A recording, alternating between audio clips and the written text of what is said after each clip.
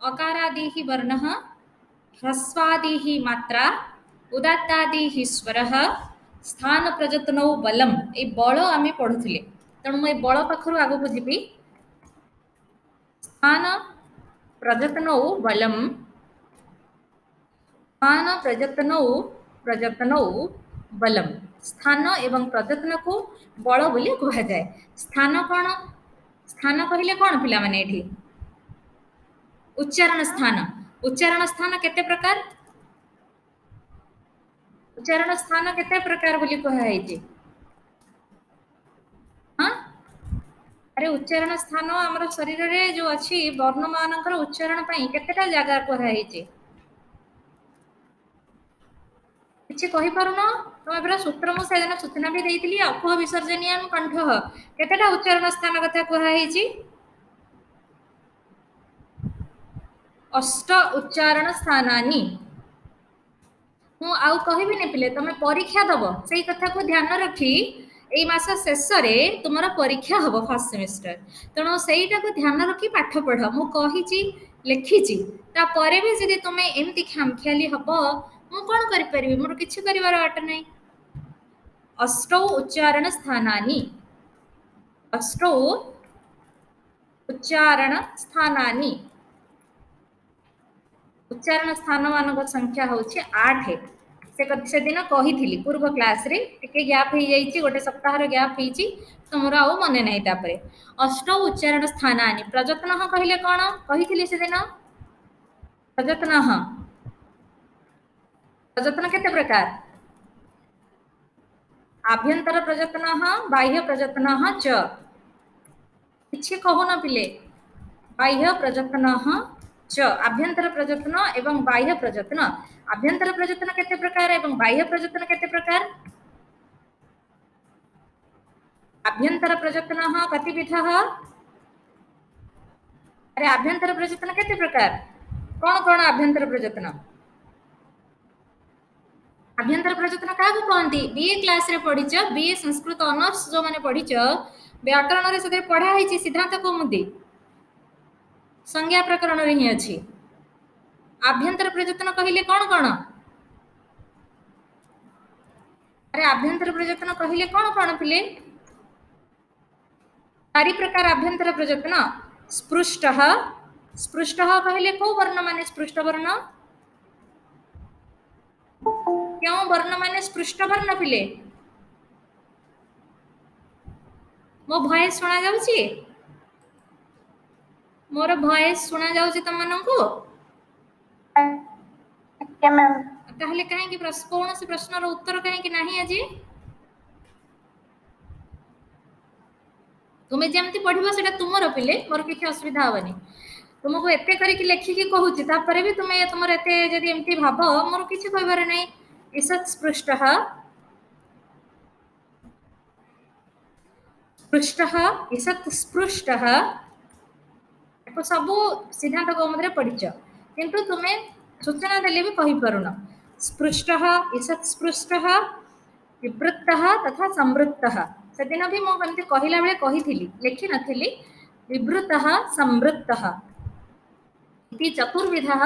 आभ्यंतर प्रजत्न short question सब एगुड़ाक बाह्य प्रजत्न कतिविधः बाह्य प्रजत्न केते प्रकार पिला माने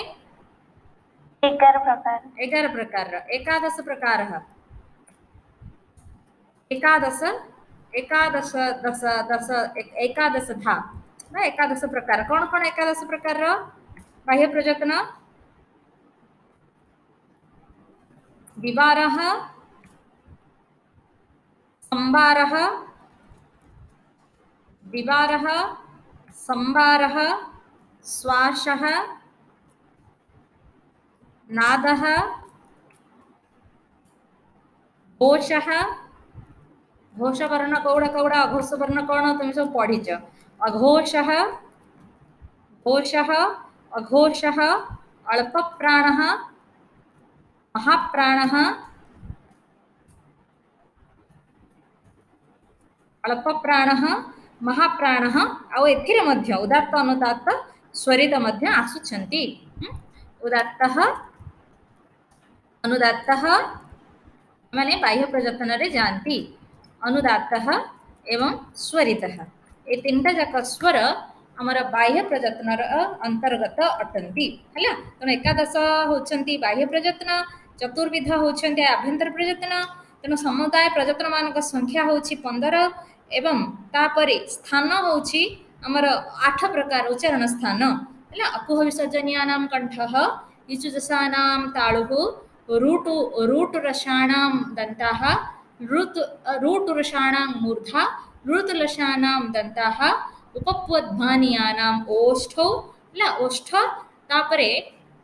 ओदोतौः कंठताळु एदोतौः कंठोष्ठम जिह्वामूल्यम एवं जिह्वामूल्य तापरे आ गोटे होची आ गोटे नै अक्क अप गोटे जिह्वामूल्य आ गोटे होची ए प्रकार हैला 8टा आ गोटे सेटा ओष्ठ संगे मिसी किना अछि हां तेणु उपध्मानीय उपजिह्वामूल्य एवं उपध्मानीय एमती है कि 8 प्रकार उच्चारण स्थान हमर सेठी तुल्यास प्रजतनम सवर्णम सूत्र रे तुमे माने पढिछ किंतु कहि पारुन अच्छा आगो को जिबा साम काहा को कहंती हमर पांच जो शिक्षा वेदांगर पंचम नंबर अंग होची शिक्षा वेदांगर पणी जो अंतर्गत पाठ ता भितरे साम अछि साम शब्दर अर्थ मु सेदिन कहिथिली साम शब्दर माने कोन वर्णानां मध्यमवृत्त्या उच्चारणं हाँ शोभनम हाँ वर्णानां मध्यमवृत्त्या उच्चारणं साम इति हाँ आ उच्चारण साम्यम सामः बोली सहजरे भी कहि परिबो उच्चारण साम्यम साम्यम उच्चारणं हबनी से मध्यमवृत्त्या वर्णानां उच्चारणं साम इति हैला डेफिनेशन आमे जानि जे कहि सारि छि तेणु ता पई जो माधुर्य अक्षर व्यक्ति कहिथली तुमको माधुर्यम अक्षर व्यक्ति से श्लोक तुमको सेतबेले कहिथिली माधुर्यम अक्षर व्यक्ति कुह से श्लोकटा कौन पिले पूरा माधुर्यम अक्षर व्यक्ति पदच्छेदस्तु सुस्वरः धैर्यं लय समर्थम च षडेते पाठका गुणाः तो तुम्हें साम्य करके जदि कोनोसी वर्णर उच्चारण करबा को चाहछ ताहाले ए सब गुण आहरण करबा को हेबो माधुर्यम अक्षर व्यक्ति पदच्छेदस्तु सुस्वरः धैर्यं लय समर्थम च षडेते पाठका गुणाः ए छटा को माधुर्य मधुर स्वर करके उच्चारण कला बेले मधुर स्वर रे उच्चारण हबो कर्कश स्वर कठिन स्वर रे हबो नाही अक्षर व्यक्ति ही शब्द मानकर ठीक ठीक अक्षर अक्षर कहिले गोटे वर्ण निर्दिष्ट वर्ण रो उच्चारण पूर्ण रूप रे हबो जेमती तुमे देख कहलंतरे अ अछि त कहलंतरे अ मिसिले सेटा गोटे अक्षर हैला अक्षर कहिले सेटा पूर्ण वर्ण को हम अक्षर बोली कहंती तो अक्षर व्यक्ति ही स्पष्ट हबो पदच्छेद हबो पदच्छेद माने तुमे एमिति भाबरे पढुथुबो जेमति जाना पडुथुबो जे एटा गोटे पद संधि सहित पढिले भी जाना पडुथुबो पदच्छेदस्तु सुस्वरः शोभन स्वर युक्त हबो बिले हैला स्वर युक्त शोभन स्वर इन द सेंस उदात्त अनुदात्त स्वरित स्वर युक्त हबो धैर्यर सहित पाठ करा जीवो एठी वेद पाठ को लक्ष्य करिक सब कथा कह जाईची लय समर्थम च लय गोटे रहिबो लय माने तुमे एना गोटे ताଳରେ कहूछ फेर आ गोटे ताଳରେ मंत्रटा को आ गोटे कुआडे नेलणी सेमति हे परिबने लय रा सामर्थ्य रहिबो सडेते पाठका गुणः ए छटा को पाठक मानकर माने वेद पाठीर गुण बोली कह जाईची ए कथा को एठी कहा गला हैला माधुर्यम अक्षर व्यक्ति पदच्छेदस्तु सुस्वरः हाँ धैर्यं लय समर्थम च षडेते पाठका गुणाः एटा पाणिनीय शिक्षार 33 नंबर श्लोक मु तुमको कहिथिले सेदिन हैला पाणिनीय शिक्षा रो एटा होची 33 नंबर श्लोक तापरे तापरे कोन को मना करा हेची ए प्रकार रो कहिले मना कोन करा जाईची को कथा करिबनी दोष ताहले कोन गीति शीघ्री शिरः कंपी तथा लिखित पाठकः गीति शीघ्री शिरः कंपी तथा लिखित पाठकः अनर्थज्ञो अल्पकंठश्च सडेते पाठका धमाः ए माने होचन अधम पाठी आमे जेमति बही धरिकी पढुचे आमे सब अधम पाठी पिले हमर पाठर ये नाही आमे माने एमति वेद पाठ करा जाय नाही प्रकृति रे वेद को मने रखी पाठ करा जाय एहार तात्पर्य होचे या तेबे जाय कि माने लिखित पाठ कले कोन हबो जानिच लिखित पाठ कले बेले बेले आमे उच्चारण न करिकी केवल मने मने भी पढ़ी दबार संभावना अछि किंतु वेद होचे एक उच्चारण शास्त्र उच्चारण शास्त्र को तुमे मन को पढ़िले तार जो कथा रहिबा कथा उच्चारण हेले ही तो तुमर अक्षर व्यक्ति हबो कि तुमर स्वर ठीक हबो कि लय ठीक रहिबो तेणु एटा को मना करा हेति सेति पैका तो ए प्रकार पाठ होची अधम पाठ बोली पाणिनीय शिक्षा एटा होची आगे 32 नंबर आगे दोष कहा हेची तापरे गुण को कहा हेची गीति गीत करके केबे भी वेद पाठ होब नाही गीत करके बोलिबो नाही शीघ्र शीघ्र शीघ्र मंत्र को पढ़िबो नाही सिरह कंपी मुंड हले की पढ़िबो नाही लिखित पाठ कह बही रे लिखा है कि देखि की पढ़िबो नाही अनर्थज्ञ अर्थ न जानि की पढ़िबो नाही अल्प कंठस्य क्षीण स्वर रे काहाको सुना नगला भलिया अस्पष्ट करके केबे पढ़िबो नाही एई तक को पाठक अधम पाठक बोली कुहा जायछि हला तेणु एतिकी को आमे जानिले ताहले साम कहिले एटा होछि गुण गुण पाठ गुण युक्त है कि पाठ करबा को आमे साम बोली कहि परिबा मध्यम स्वर सुंदर सुंदर कंठस्वर रहिब लय ठीक रहिब अक्षर स्पष्ट हब पदच्छेद स्पष्ट हब मधुर भाव रे कहिब उदात्त अनुदात्त आदि स्वर सहित कहिब धैर्यर सहित कहिब तरतर हब नाही कि बहुत धीर हब नाही बहुत धीर धीर कहले भी तार महत्व रहइब नाही ए प्रकार सब एठी कहा गला अच्छा तापरे संतान हमर 6 नंबर जो हमर शिक्षा रो विषय 6 नंबर विषय होची संतान कहिले संहिता हैला संतान कहिले संहिता संहिता माने संधि संहिता कहिले संधि तार अर्थ बुझिबा पई मु तुम मानको ए भली भाव रे ए प्रकार लिखुची हां संधि संधि करिकि नाही मंत्र पाठ करा जाय वेद पाठ जतळे करा जाय सब बेले संहिता पाठ जतळे करा जाय सेथिरे संधि विच्छेद करा जाय नाही यथावत मंत्र लिखित हेची सही भली तथा उच्चारण हेथाय हां एथिरे पतिपदानाम अतिशयितः सन्निधि संहिता एक कथा भी कहि पार ना पदानाम अतिशयेन अतिशयेन सन्निधिः अतिशयेन सन्निधिः संहिता इति पदमानकर अतिशय सन्निधि व एकत्रीकरण को संहिता बोली एठी कहा जाउची तेणु एठी वायो आयाहि ए प्रकार गोटे वायो बायाहि बोली उदाहरण मध्य तुमको सेदिन कहिथिली वायो बाय कहिथिली सेदिन किंतु तुमे कहून एटा सरी जाइछि बोली वायो बायाहि हला वायो बायाहि होची उदाहरण ताको भांगिले कोन हबो वायो आयाहि वायो वायो संबोधन हेछि आयाहि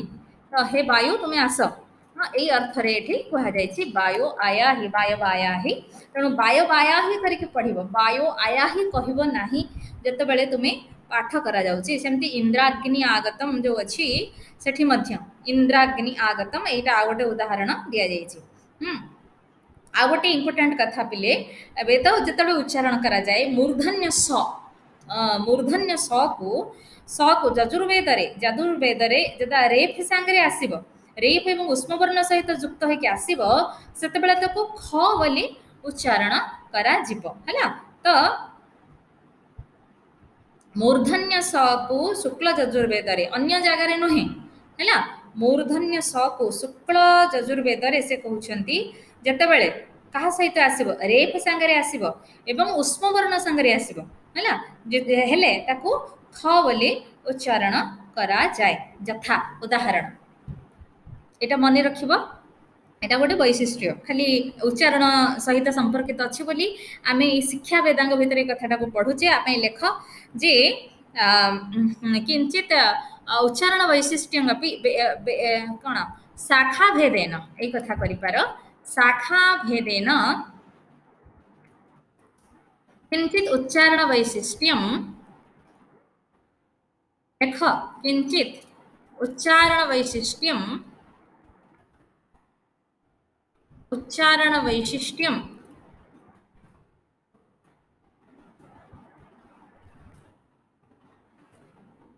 वैशिष्ट्यं पाठकाले वर्तते पाठ करिवा समय रे रहिछि यथा मूर्धन्य सकारस्य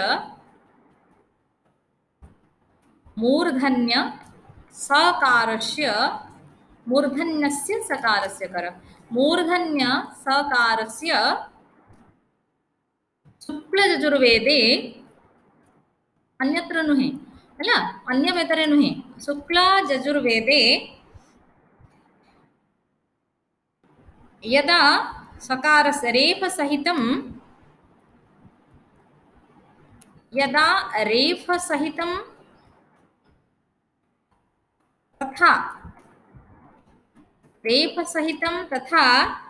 उष्म वर्णैः उष्म वर्ण को माने पिला माने अरे उष्म वर्ण को माने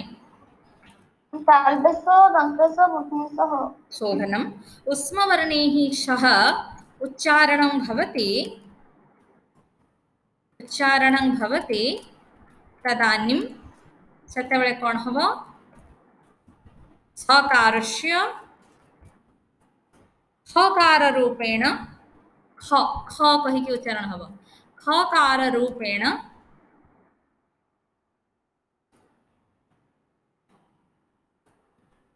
खकार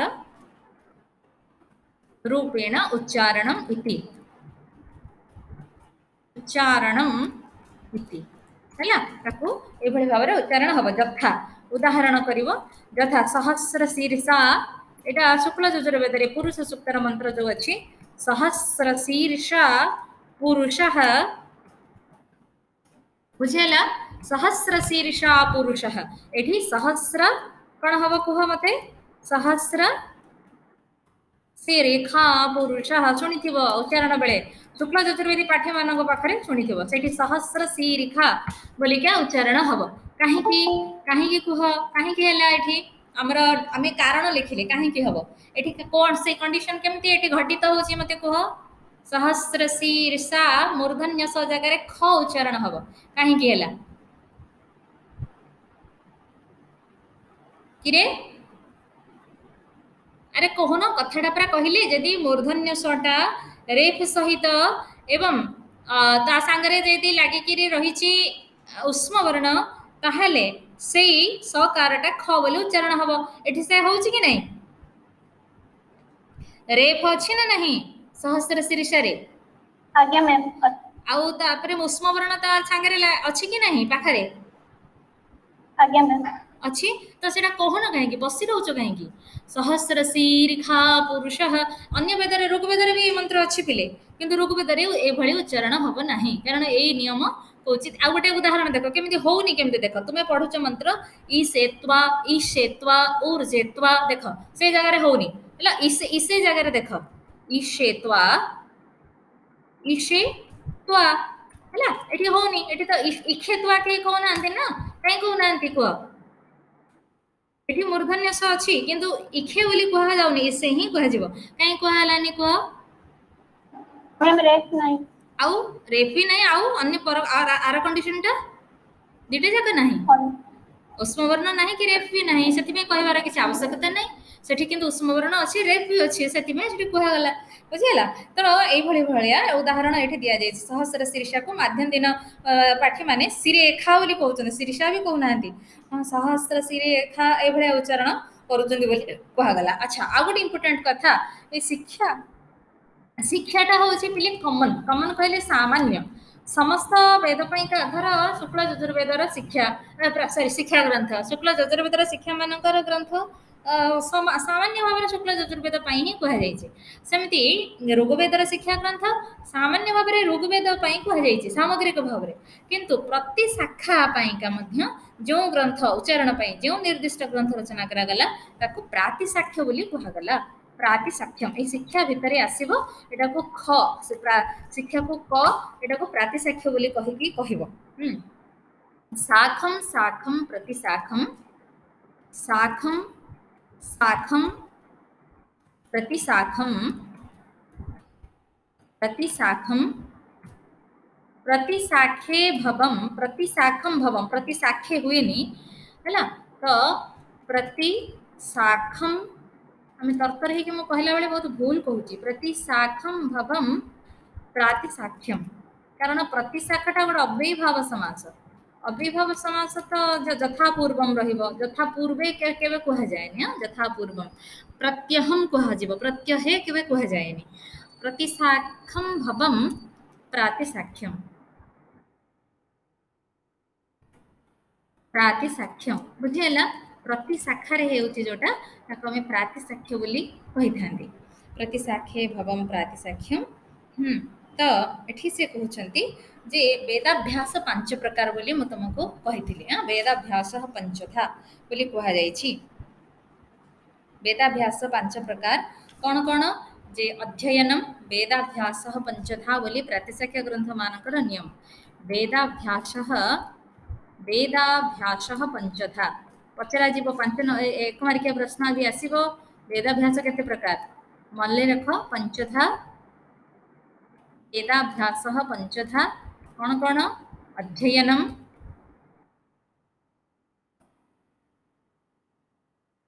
अध्ययनम तापर विचारः तापर अभ्यासः तापर जपः अध्यापनम च शेषरे अध्यापनम अध्यापनम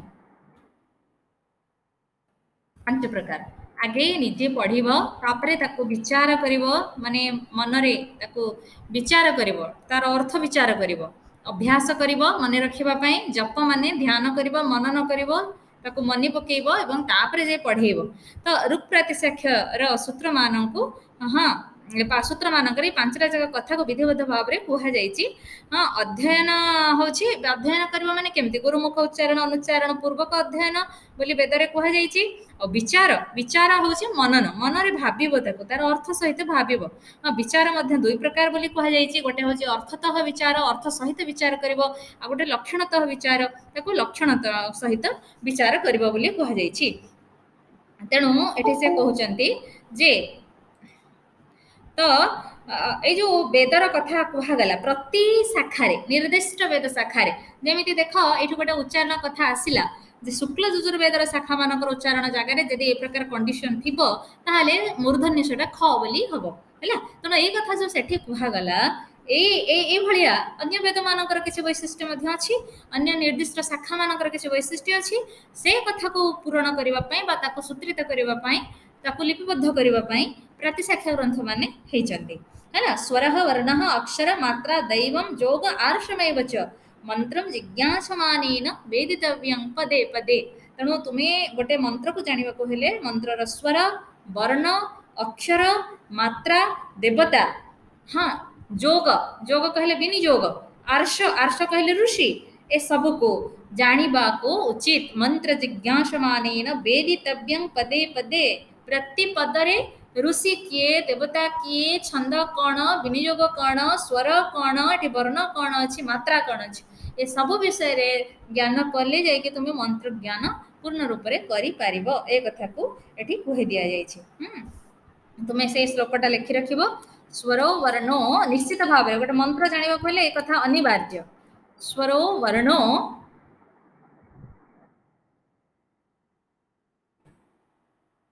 स्वरो वर्णोक्षरम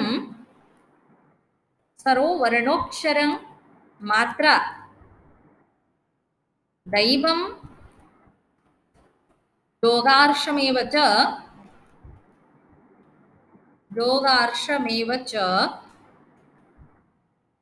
मंत्रं जिज्ञासमानेन मंत्रं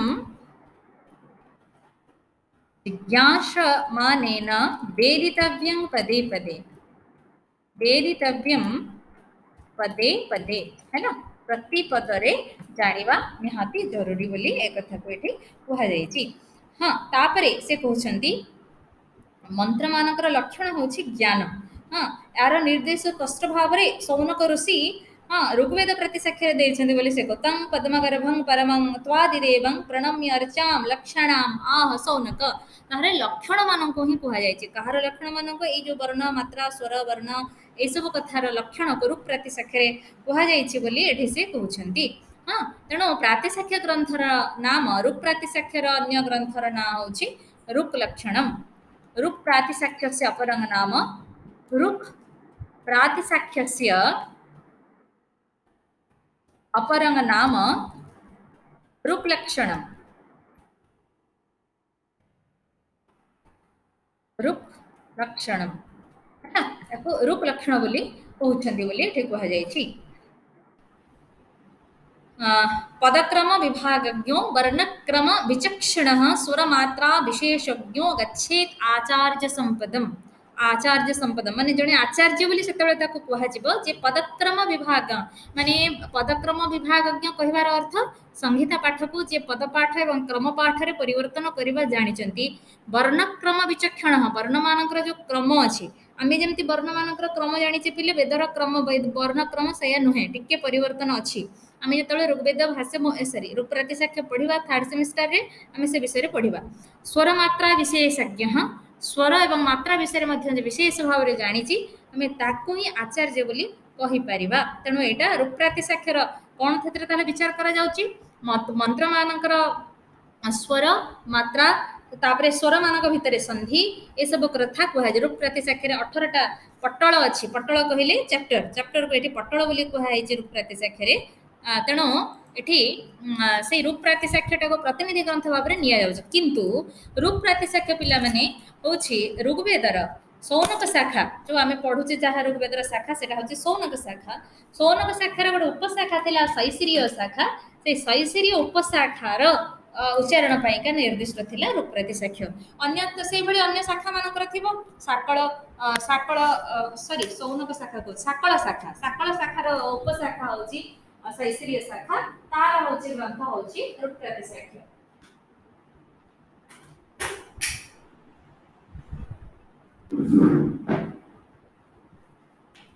हाँ साकळ शाखार उपशाखा होछि सौनक तो होछि अथर्व वेदर तुमे कभी कहून।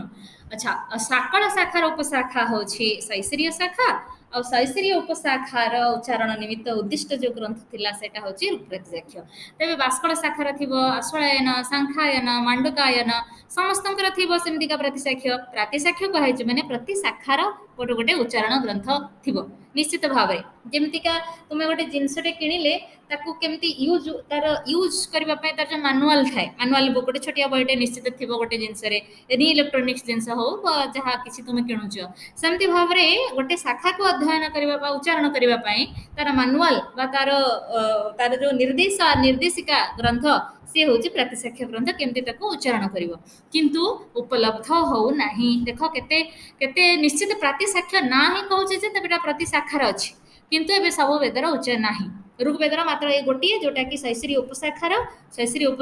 गोटिए मात्र बही सेटा पूरा ऋग्वेदर बोली आमे भाबी नउचे। सेमिति शुक्ल यजुर्वेदर जोटा अछि कात्यायनकर जो प्रतिसाख्य शुक्ल यजुर्वेद प्रतिसाख्य अछि सेटा शुक्ल यजुर्वेदर खाली माने काणो माध्यम दे नहीं पारे। कृष्ण यजुर्वेदर सेमति कृष्ण यजुर्वेद प्रतिसाख्य मध्ये गोटिए मात्र बही अछि काणोर अलगा मिलुनी कि माध्यम दिनर अलगा मिलुनी सेमति कृष्ण यजुर्वेदर तैत्तिरीयर अलगा नाही काठ इत्यादि इत्यादि मानकर मध्ये अलगा नाही। सामवेदर प्रतिसाख्य को पुष्प सूत्र बोली कहै छै पुष्य सूत्र पुष्प बोली कहै छै ताको हां तत्र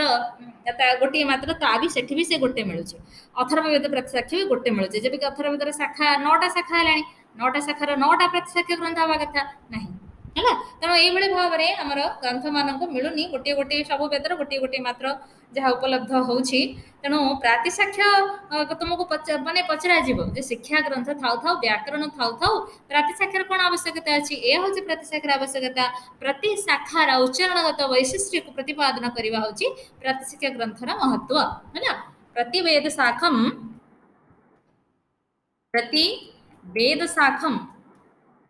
उच्चारण वैशिष्ट्यम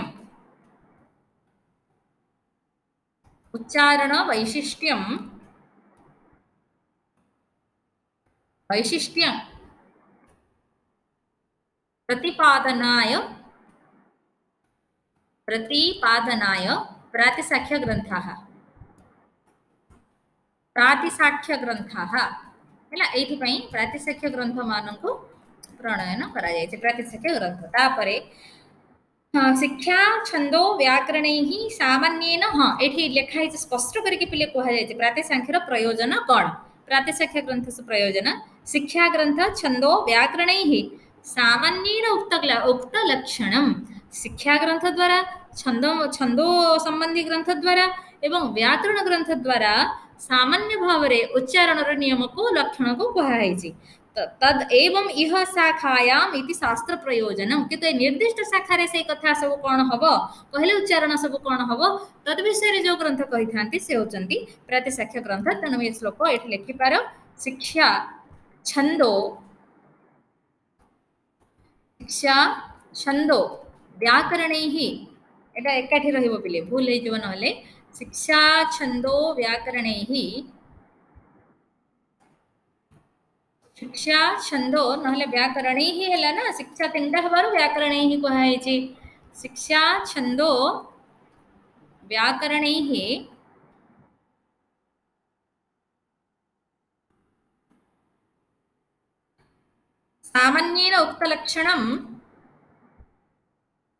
सामान्येन उक्तलक्षणं तो वही रे लेखा हैछि ना नहीं रे रे तदेव मिह शाखायां तदेव मिह शाखायाम् इति शास्त्र प्रयोजनम् इति शास्त्र प्रयोजनम् यह ही एठी प्रयोजन बोली कहा हैला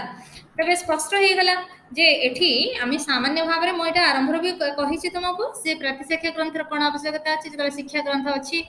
व्याकरण अछि छंद अछि निरुक्त अछि प्रतिशाख्य ग्रंथ र कोन आवश्यकता अछि प्रतिशाखा को नै कि जो वैशिष्ट्य कहिबा होछि प्रतिशाख्य ग्रंथ मानकर महत्व तबे रूप प्रतिशाख्य रे टिके परिचय लेख बेले बेले रूप प्रतिशाख्य से विषय वस्तु लिखत रूप प्रतिशाख्य से परिचय लिखत ए प्रकार प्रश्न आसी थाए हैलो तणो एटा गोटे लॉन्ग क्वेश्चन हबो रूप प्रतिशाख्यस्य रूप प्रातिशाख्यस्य परिचयं लिखत ओब्लिक देखि रूप प्रातिशाख्यस्य विषय वस्तु वर्णयत एक कथा भी पढ़ी थाए बेले बेले रूप प्रातिशाख्यस्य वेदांगे महत्वं लिखत रूप प्रातिशाख्यस्य वेदांग साहित्ये महत्वं लिखत रूप प्रातिशाख्यस्य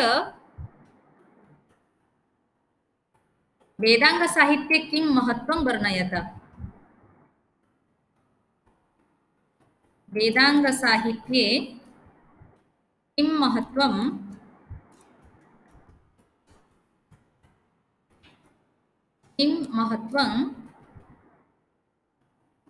वर्णयत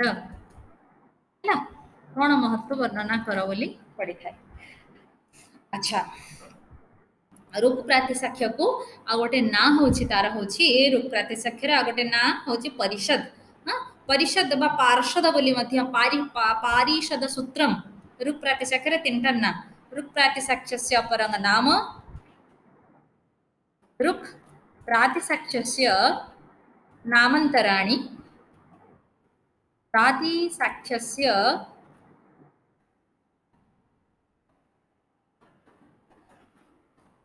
रूप प्रातिशाख्यस्य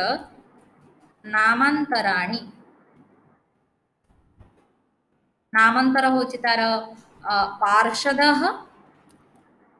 पार्षद माने सभारे आलोचना होथला पार्षदः पार्षद कहले से पारिषद सूत्रम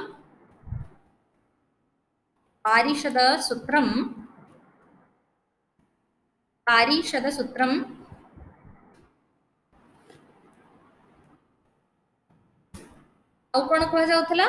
पारिषद सूत्रम पार्षद पारिषद सूत्रम एवं एतिके हे कह जाउथला हां कहि कि ना परिषद कहले विद्वान मानकर संगोष्ठी तो सेठी जोटा पाठ करा जाउथला सेठी कह जायछि वर्गद्वय वृत्ति तार आरंभ रु रूप प्रातिशाख्यर आरंभ रु गोटे वृत्ति लिखा हैछि ताकू विष्णुमित्र करिसेंती रूप प्रातिशाख्यर रचनाकार होचंती सौनक पिला माने तणो सौनकଙ୍କ द्वारा रचित रूप प्रातिशाख्यर वृत्ति करिसेंती विष्णुमित्र सौनक कृतस्य मन रखिबो के रूप प्रातिशाख्यर रचयिता एक भी प्रश्न आसीबो सौनक कृतस्य रूप प्रातिशाख्यस्य रूप प्रातिशाख्यस्य सौनक कृतस्य रूप प्रातिशाख्यस्य विष्णुमित्र कृतं वर्गदय वृत्तौ विष्णुमित्र कृतं विष्णु मित्र कृतं कृता वर्गद्वय वृत्ति उपलभ्यते एटा किंतु पूरा ग्रंथ उपरे मिलुनी पिले खाली इंट्रोडक्शन भलिया गोटे मिलुची वर्गद्वय वृत्ति उपलभ्यते वर्गद्वय वृत्ति मिलुची विष्णुमित्र सौनक करिसेंती प्रतिसाख्य को विष्णुमित्रंकर वर्गद्वय वृत्ति तार उपक्रमणिका भावरे बा तार उपधात भावरे बा ग्रंथ अवतरणिका भावरे उपलब्ध होउची विष्णुमित्र करिसेंती किंतु पूरा ए रूपराक्षाख्य ऊपर भाष्य के लिखिसेंती जानिछ उबट लिखिसेंती तुमे जो उबटन को पढुछ वाचस्पति संहितार भाष्यकार भावरे सेही उबट एठी ऋग्वेदर प्रातिसाख्यर पूरा संपूर्ण प्रातिसाख्यर भाष्य रचना करितंजी संपूर्णस्य प्रातिसाख्यस्य उपरि संपूर्णस्य रूपरातिसाख्यस्य उपरि मन रखिबो सब कहीं ना जते परिचय पडला केमति लिखिबो संपूर्णस्य रूपरातिसाख्यस्य उपरि आ एगुड़ाक सबुदिन दरकार पिले कारण बहुत समय एथर प्रश्न एथर आसे रूप प्रातिसाख्यस्य भाष्यम भाष्यम आचार्येण उबटेन कृतमस्ति आचार्येण उबटेन कृतमस्ति आचार्य उबट करचंती तार संपूर्ण तार भाष्य अच्छा रूप प्रातिसाख्य अत्यंत प्रामाणिक एवं से कहते विज्ञान सिद्ध प्रामाणिक प्राचीन कहीं ना एटा ऋग्वेदर उपशाखा तेणु एठी कहउछंती जे साकल शाखार शैशिरी उपशाखार हाँ साकल शाखाया एटा मन रखिबो पिले साकल शाखाया शैशिरी उपशाखा साकल शाखाया शैशिरीय उपशाखा शाखया सह शाखाया शैशिरीय तेबे कि शैशिरी उपशाखा विषय आम जानिने शैशिरीयोपशाखा शाखया सह संबंधितः शाखया सह संबंधितः संबंधितं रूपप्रत्याख्यं संबंधितं रूपप्रातिसाख्यं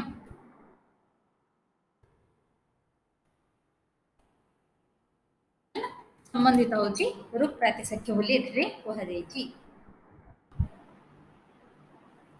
भाषा शास्त्रीय अध्ययन कहले लिंग्विस्टिक्स स्टडी लिंग्विस्टिक्स कहले भाषा शास्त्रीय अध्ययन दृष्टि ये प्रातिसाख्य एवं शिक्षा ग्रंथ मानकर बहु भूमिका रही आमे तेबे जानिबा जे जो 18टा पट्टल अछि ना ताको पट्टल बोली कहंती से पट्टल मानकर जो विषय अछि हाँ से विषय सब कौन मैं तुमको सेति कहि दे परिचय पढ़िले तुम नले कौन लिखिबो तो प्रथम पट्टलर जो विषय वस्तु रही प्रथम पट्टलर ना अच्छी प्रथम पट्टलर ना हूँ संज्ञा पट्टलम जमती तुम्हें सिद्धांत कौमुदीर प्रथम पढ़ुच संज्ञा पट्टलम सेमती संज्ञा एवं परिभाषा मानकर कथा एथिरे कुहा जायछि जे स्वर कौन व्यंजन कौन स्वर भक्ति कौन ए सब विषय रे एथिरे कुहा जायछि तेणु प्रथम पट्टल होछि संज्ञा पट्टलम बहिटा देखि कहे ठीक रहइबो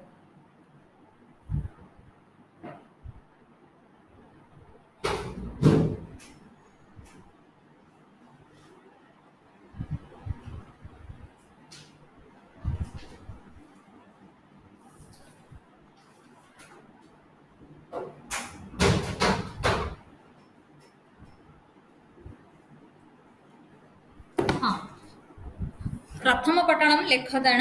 प्रथम पट्टलम संज्ञा पट्टलम संज्ञा परिभाषा पट्टलम है प्रथमटा संज्ञा परिभाषा पट्टलम प्रथम पट्टलम तार चैप्टर को पट्टल बोली कहा होची प्रथम पट्टलम संज्ञा परिभाषा पट्टलम संज्ञा परिभाषा पट्टलम द्वितीय पट्टलम पूरा पूरा लिखिबो द्वितीय पट्टलम द्वितीय पट्टल को कौन कह स्वर संहिता पट्टलम है संहिता संहिता कहले कौन संहिता कहले पद प्रकृति ही संहिता फर्स्ट लाइन तार संहिता पट्टलम एकाठी रहिबा पद मानकर मंत्र रे जो एकाठी रही आम संहिता बोली सेइथि पई कहि थांती संहिता पट्टलम संहिता पटलम। तृतीय पटलम होची तृतीय पटलर विषय वस्तु होची स्वर। स्वर पटलम स्वर उच्चारण विषय कहुई। उदात कहले कौन, अनुदात कहले कौन, स्वरित कहले कौन, स्वरितर केते भेद अच्छे, 8 भेद अच्छे स्वरितर बोली से कहुई। प्रचय स्वर कौन है तो से सब विषय कहुई स्वर पटल। एवं चतुर्थ पटल हूँ संधि पटलम। केतरे संधि कहले स्वर मानकर संधि। चतुर्थ पटलम होची संधि पटलम।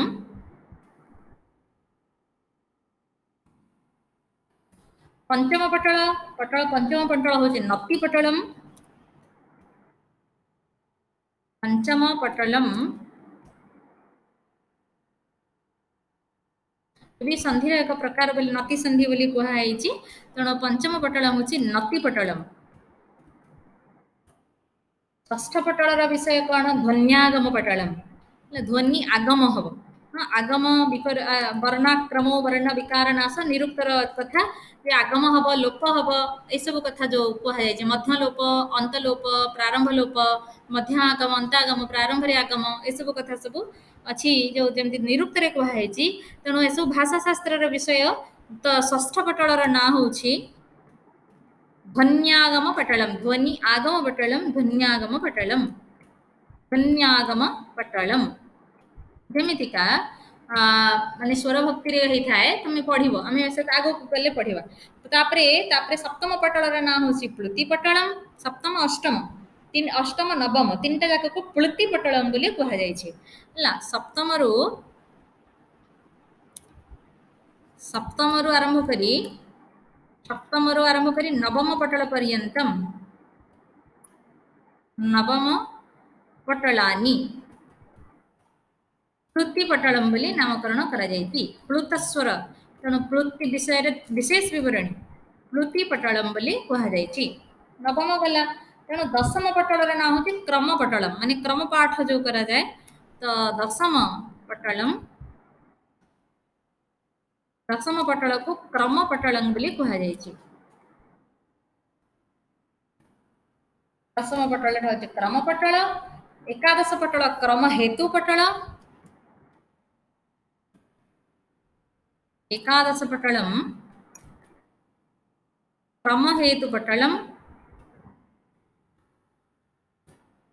एकादश पटल क्रम हेतु पटल।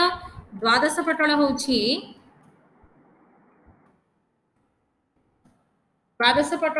सीमा पटलम। द्वादश होची सीमा पटल एवं त्रयोदश होची शिक्षा पटल।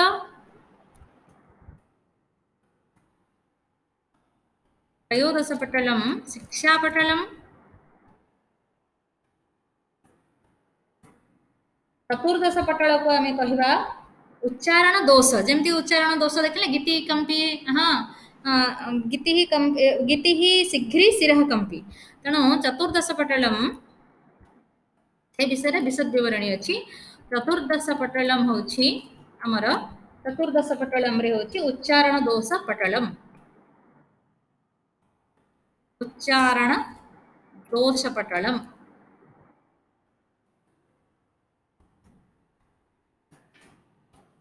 उच्चारण दोष पटलम। पंचदश पटल होची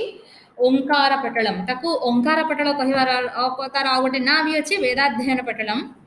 पंचदश पटलम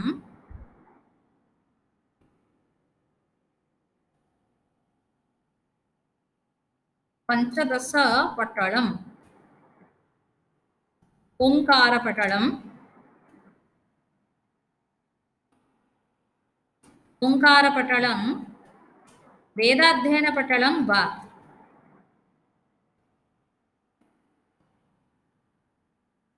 अध्ययन पटलम वा। तापरे षोडश पटलम षोडश पटल 16 17 18 ये सब छंद पटल है ना। तो शेष पर्यंत 16 रु आरंभ करी छंद विषय विशद विवरणी अच्छी बहुत सुंदर कथा कहुई। षोडश पटलात् षोडश अष्टादश पटल पर्यंतम षोडशतः अष्टादश अष्टादश पटल पर्यन्तं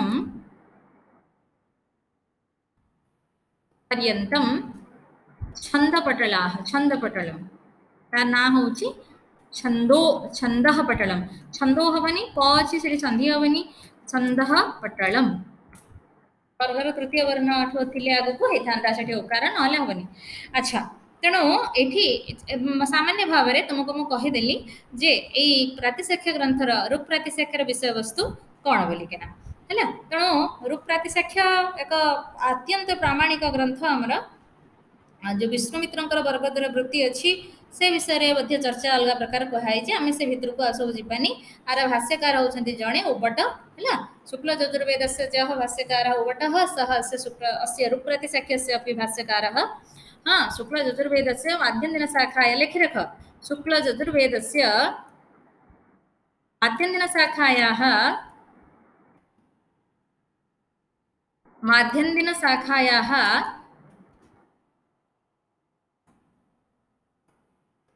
यह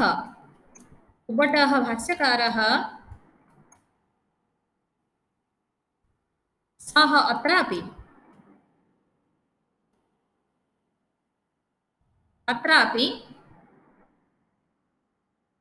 रूप प्रातिशाख्यस्य भाष्यकार सः अस्य रूप प्रातिशाख्य अत्र न करिकी अस्य रूप प्रातिशाख्यस्य अपि भाष्यकारः अस्य रूप प्रातिशाख्यस्य भाष्यकारः है सी ए रूप प्रतिशाख्यर भाष्यकार अटंती तापर बाजसेनी प्रतिशाख्य पिले हाँ तो कात्यायन अन्य नाम बररुचि बोली से कहते हाँ बररुचि कहले कात्यायन गोटे नाम बोली कहते तो शुक्ल यजुर्वेदर प्रतिशाख्यर रचयिता कहते कात्यायन मुनि कात्यायन बोली कह जाउछि हाँ जे कात्यायन अष्टाध्यायी पाणिनि अष्टाध्यायी होछि तो जानिछ तुमे पाणिनि अष्टाध्यायी आ शास्त्रर क्रम मध्य जानिछ आगे सूत्र ग्रंथ अष्टाध्यायी पाणिनि द्वारा कृत तापर तार वार्तिक ग्रंथ कात्यायन द्वारा कृत तापर तार भाष्य माने भाष्य ग्रंथ लिखा है भाष्य ग्रंथ होछि पतंजलि द्वारा कृत ए कथा तुम पढ़ीच आको त्रिमुनि व्याकरण बोली कह जाए तुम माने सिद्धांत कौमुदीर आरंभ रे हाँ त्रिमुनि माने मुनि मुनित्रय नमस्कृत्य बोली से ग्रंथ आरंभ होइछि मुनित्रय कहले ए तीन जण हैला तेणु एठी प्रातिशाख्य बाचसेनी प्रतिशाख्यटा कात्यायन कृति बोली कह जाऊ अछि एथिरे अध्याय मानकर संख्या 8टा अध्याय एथिरे अछि यार मध्य विषय वस्तु तुम्हें सामान्य रूप से जानी रख तो बाचसेनी प्रातिशाख्यम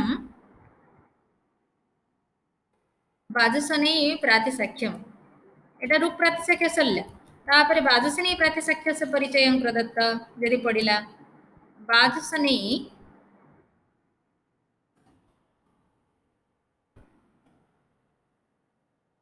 प्रातिशाख्यस्य परिचयं प्रदत्त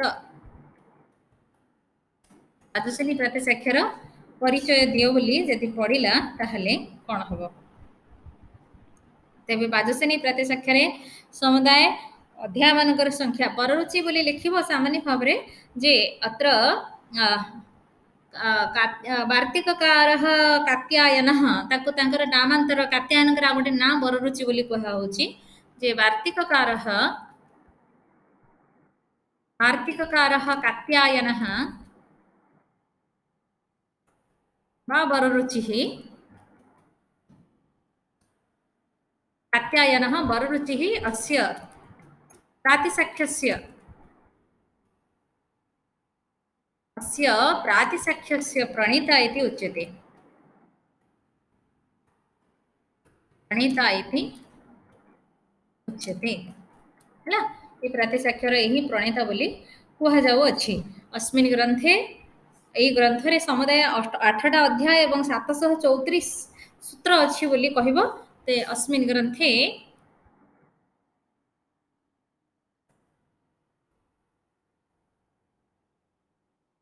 अस्मिन् ग्रंथे अष्टौ अध्यायाः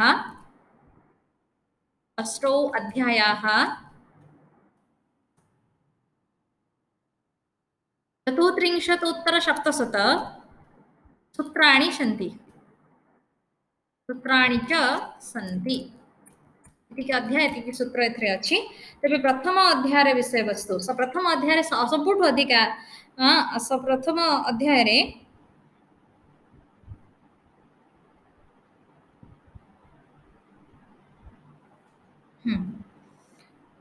प्रथम अध्याय रे सूत्र मानक संख्या होचे 169 हैला प्रथम आगे लिखिबो प्रथमोध्यायः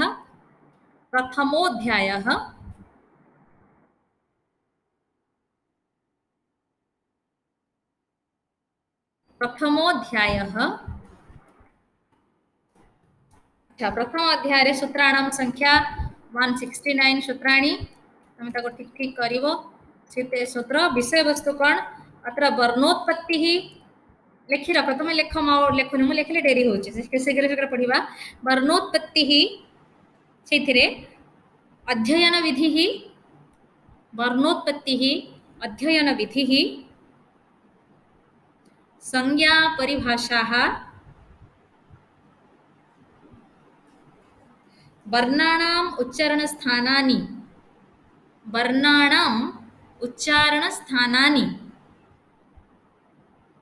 वर्णितानि सन्ति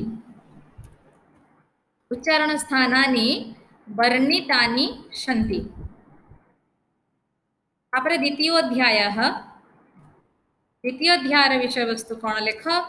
द्वितीय अध्याय सूत्र मानकर संख्या होची पिले समुदाय 734 केमती हैला मु सेटा कहूची एटा अधिका हबो मते लागुची देखिबा हां 153 सूत्राणि सन्ति एतिकी सूत्र एथरे अछि विषय वस्तु लेख तार विषय वस्तु लेख स्वर नियमाः अत्र वर्णिताः सन्ति स्वर नियमाः अत्र वर्णिताः सन्ति तृतीयोऽध्यायः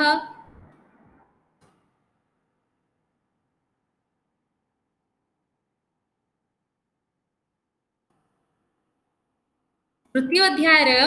एथि सूत्र मानकर संख्या 151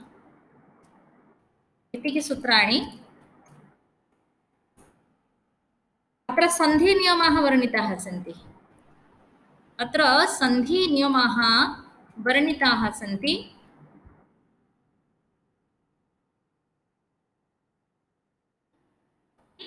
संधि नियम वर्णित होइछि एथिरे पिला माने तापरे चतुर्थ अध्याय रे 198 सूत्र अछि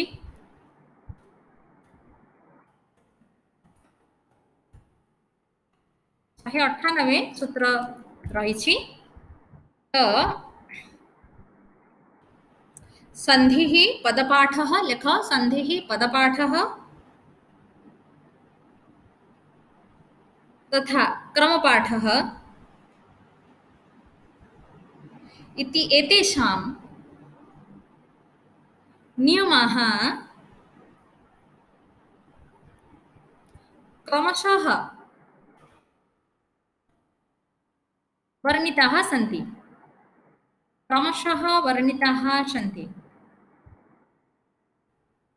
पंचम अध्याय विषय वस्तु को आसीबा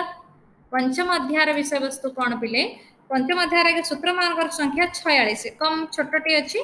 तो 47 सूत्राणि सन्ति अत्र पंचम अध्याये अत्र विषयाः के विषयाः अवग्रह नियमः अवग्रह माने जो मझिरे मु दउछि ना चिन्ह दउछि एडी चिन्हटा सिना एडी संधि हिची बोली किंतु अवग्रह हमर जतले पदपाठ करा जाय जत पुरोहितम तमे देखिबो बहि जाय कि पदपाठ रे कोन लिखा हिची पुरः अवग्रह हितम लिखा हिथिबो हला तणो ए जो अवग्रह चिन्ह दिया जाउछि तार नियम अवग्रहर नियम रूप प्रतिसाक्ष्य रे मध्य अछि तणो अवग्रहर नियमाः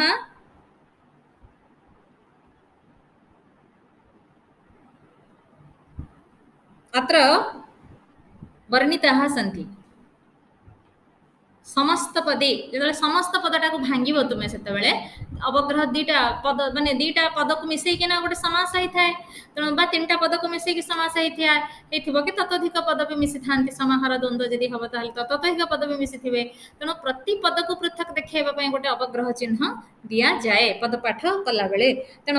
सेमती लेखता से ही समस्त पदानां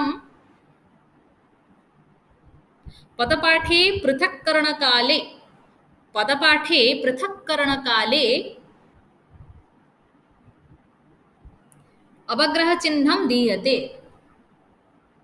मैम पदपाठे काले पदपाठ कला बेले काले पदपाठ काले अवग्रह चिह्नं दीयते ना तापर षष्ठ अध्याय विषय वस्तु कौन को सेटिके जिबा हमें षष्ठ अध्याय विषय वस्तु षष्ठ अध्याय विषय वस्तु 31 सूत्र अच्छी षष्ठ अध्याय रे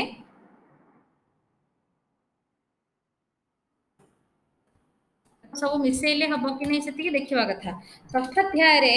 विषय वस्तु होची आख्यातस्य उपसर्गस्य आख्यातस्य नाम किं पे छात्रः आख्यातपदेन किं बोध्यते सुबंत क्रिया क्रियापदम आख्यातपदेन क्रियापदम सुबंत नहीं तिंगवंत भूल कहूछ क्रियापदटा सबले तिंगवंत ना सुबंत केंदी हला सेटा नाम निरुक्तरे नाम आख्यात उपसर्ग निपात चारि प्रकार पद बोली कह जायछि नाम आख्यात उपसर्ग निपाता हां ए कथा को कह जायछि तेणु नाम कहले सेटा सुबंत पद हला जोटा को शब्द रूप बोली कहूछ एवं आख्यात कहला माने तिंगवंत पद जोटा को हमें क्रियापद बोली कहिथांती हां उपसर्ग तो जानिछ एवं निपात होचे अव्यय पद माने तो अच्छा एठी जो एठी आख्यात को अध्याय रे तुमर सप्तम अध्याय विषय वस्तु कहउचंती नहीं सप्तम नहीं षष्ठ अध्याय विषय वस्तु षष्ठ अध्याय विषय वस्तु होचंती आख्यातस्य उपसर्गस्य च नियमाः आख्या लेख आख्यातस्य उपसर्गस्य च नियमाः वर्णिताः सन्ति आख्यातस्य उपसर्गस्य च नियमाः वर्णिताः सन्ति सप्तम अध्याय को आस सप्तम अध्याय विषय वस्तु कौन आम देखा तो सप्तम अध्याय 12टी मात्र सूत्र अच्छी द्वादश सूत्राणी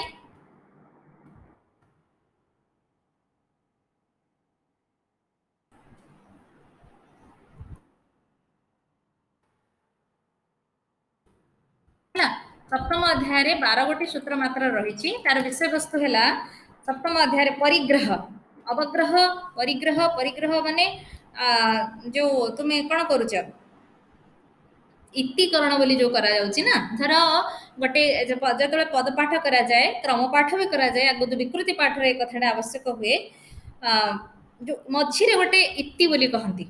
यथा यथा तुमको मैं उदाहरण देवी अग्नि मिले पुरोहितम यज्ञस्य देव ऋतुजम होतारम रत्नधातमम यदि एटा कहिला बेले अग्नि मिले पुरोहितम पुरोहितम इति पति पति गोटे गायत्री छंद रे प्रति त्रिपदा गायत्री तीन पादर विशिष्ट गायत्री अग्नि मिले पुरोहितम यज्ञस्य देवमृत पाठ कर धर क्रम पाठ कर जड़े अग्नि इळे इळे पुरोहितम पुरोहितम यज्ञस्य यज्ञस्य देवम देवम ऋत्विजम ऋत्विजम इति ऋत्विजम ए जो इतिकरण करा जाउछ याको परिग्रह बोली कहंती है इतिकरण तो मंत्र को जिते तुम पदपाठ करला बेले भी लिख जिते क्रम पाठ रे उच्चारण करुचे भी लिख तापर को आग को जहाँ जटा माला शिखा रेखा ध्वज दंड रथ घन जहाँ कर इतिकरण करा जाए जे से गोटे तुम कौन हो मझिरे भी इतिकरण कौटी कौटी देखा मिले तेणु तार जो विशेष नियम सब अच्छी से सप्तम अध्याय ताहा विषय वस्तु परिग्रह से नियम परिग्रह से नियम वर्णिताः सन्ति वर्णिताः सन्ति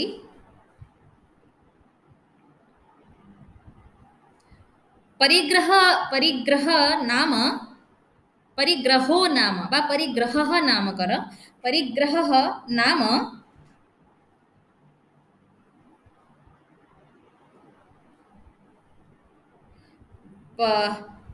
इतिकरणं पदमध्ये इतिकरणं कृत्वा पदमध्ये इतिकरणं कृत्वा द्विवार उच्चारणं ऋत्विजम इति ऋत्विजम मझिरे इति रहिला एपटे ऋत्विजम सेपटे ऋत्विजम जो कल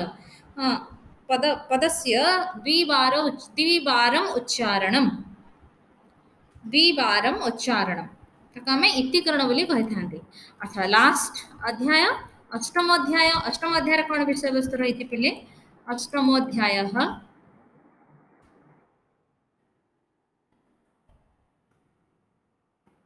अष्टमोध्याय विषय वस्तु होची एठरी अष्टमोध्याय 62टा सूत्र रहिछि 62 सूत्राणि विषय है वर्णमाला अध्ययन विधि वर्णमानकर देवता अच्छा पिले यहाँ शिक्षा ग्रंथ भी वर्णना प्रतिशाखी कहुई तो पछरे कौन कारण अच्छे से विषय आम अनुसंधान करने दरकार पद चतुष्टय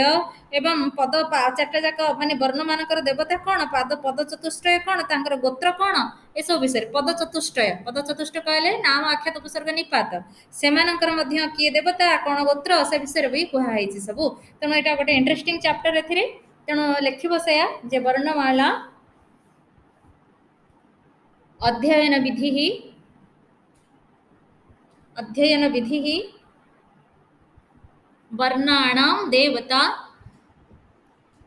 वर्णाणां देवता पदचतुष्टयम्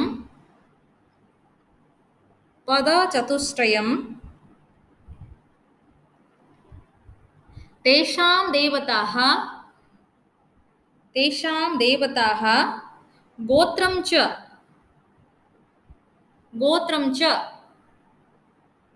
अत्र वर्णितमस्ति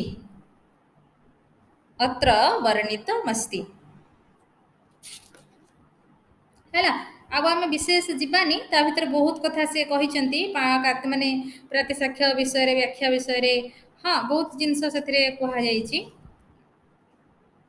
आर अनंत भट्टंक रचित पदार्थ प्रकाशक भाष्य प्रसिद्ध अटे बोली कहा जाइछि से गोटे लाइन खाली लेख अनंत भट्ट रचितः पदार्थ प्रकाशकः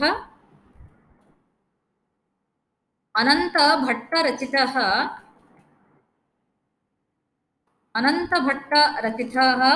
पदार्थ प्रकाशकः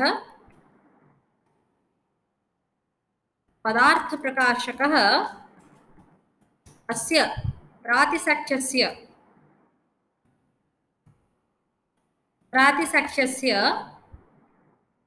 प्रसिद्धः भाष्यग्रन्थः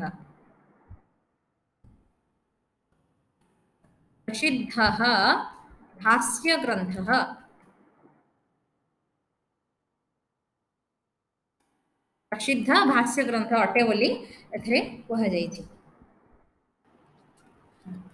तापरे आमे आगु जीवा सेथिरे अन्य मानकर जो ग्रंथ अछि तो सेथिरे कहा जाउछि जे प्रतिसाक्ष्य संबंध रे छोट छोट ग्रंथ मध्य सब देखियो मिले ने प्रतिसाक्ष्य को आधार करी उपजीव्य करी प्रतिज्ञा सूत्र बोली कहंती भाषिक सूत्र बोली कहा होछि तो से विषय रे आमे जीवा तैत्तिरीय प्रतिसाक्ष्य पाखु जीवा तैत्तिरीय प्रतिसाक्ष्य तैत्तिरीय एटा शुक्ल यजुर्वेद गला कृष्ण यजुर्वेद प्रतिसाक्ष्य तैत्तिरीय प्रातिसाक्ष्यम विषय तैत्तिरीय प्रातिसाक्ष्यस्य परिचयं प्रदत्त छोटा छोटा पढ़िबनी एका संगे पढ़िथि प्रातिसाक्ष्य ग्रंथानां परिचयं प्रदत्त एमिति प्रश्न सब को नहीं किना आसी पारे हैला परिचयं प्रदत्त एटा गोटे प्रश्न सेमती तैत्तिरीय संहिता सांगे तुम जानिछ तैत्तिरीय संहिता कृष्ण यजुर्वेदर प्रमुख संहिता तैत्तिरीय संहिता तो एथिरे प्रातिसाक्ष्य रे दीटा प्रश्न अछि आर प्रतिसाक्ष्य रे प्रश्न चैप्टर को प्रश्न बोली कहा हैछि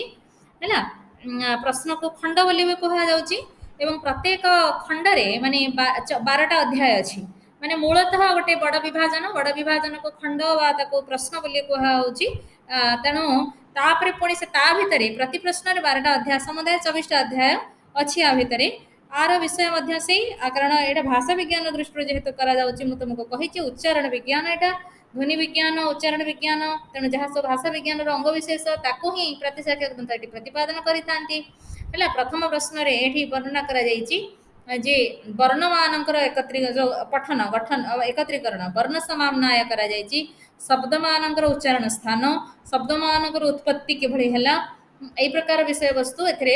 वर्णना कराए स्वर विसर्ग स्वर संधि विसर्ग संधि एवं मूर्धन्य केमती करा जाए वर्ण मानक मूर्धन्य उच्चारण विषय में विशेष चर्चा एठी करा जायछि एवं द्वितीय प्रश्न रे नकारटा जो णकार हो णत्व विधि बोली जानुचे से णत्व विधि विषय रे अनुस्वार एवं अनुनासिक अनुस्वार गोटे जानिछ तुम अनुनासिक अनुस्वार अनुनासिक भितर जो भेद अच्छी ताकू विशेष भाव में अनुनासिक मानकर विविध भेद अच्छी से विषय विशेष चर्चा करा जायछि स्वरित शब्दर मध्य भेद अच्छी तुमको मु कहिथिली स्वरित 8 प्रकार बोली अच्छी पिले स्वरित मानकर भेद संहितार स्वरूप एभली अनेक कथार वर्णना यही द्वितीय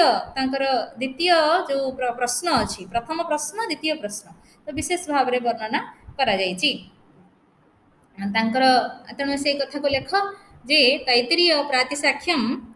लेखुनि तुम्हें लेख तैत्तिरीय प्रातिसाख्यम मुख्यतया तैत्तिरीय प्रातिसाख्यम मुख्यतया प्रश्नद्वयेन खण्डद्वयेन वा प्रश्नद्वयेन खण्डद्वयेन वा विभक्तम् खण्डद्वयेन वा विभक्तम्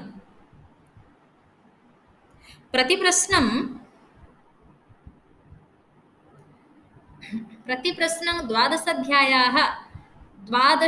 द्वादशाध्यायाः एकाठी हब एटा द्वादश अध्याय मिशिजिव द्वादशाध्यायाः भवन्ति एवं संपूर्णे ग्रन्थे चतुर्विंशति अध्यायाः सन्ति चतुर्विंशतिः अध्यायाः सन्ति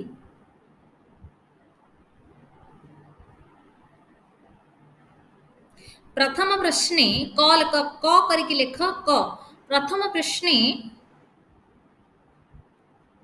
वर्ण समामनायः मध न पुरा वर्ण समामनायः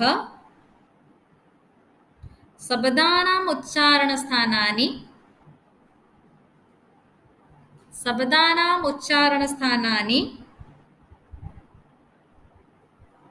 शब्दानाम् उत्पत्तिप्रकारः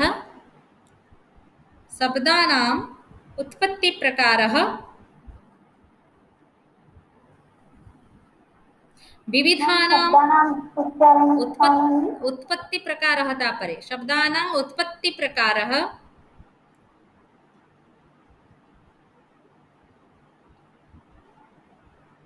विविधस्य स्वरविसर्गसन्धेः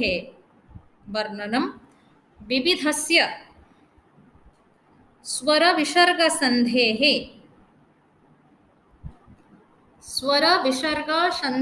वर्णनं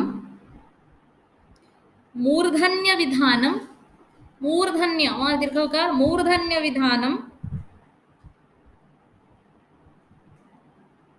इति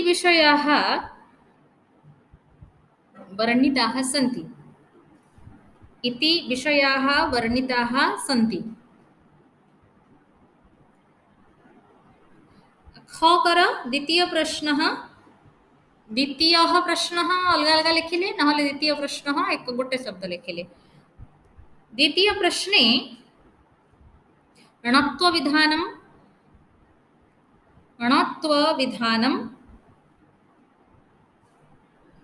अनुस्वारवर्णनम् अनुनासिकभेदाः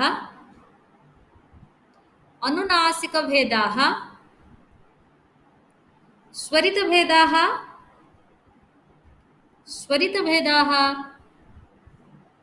संहितास्वरूपं च इति विषयाः वर्णिताः सन्ति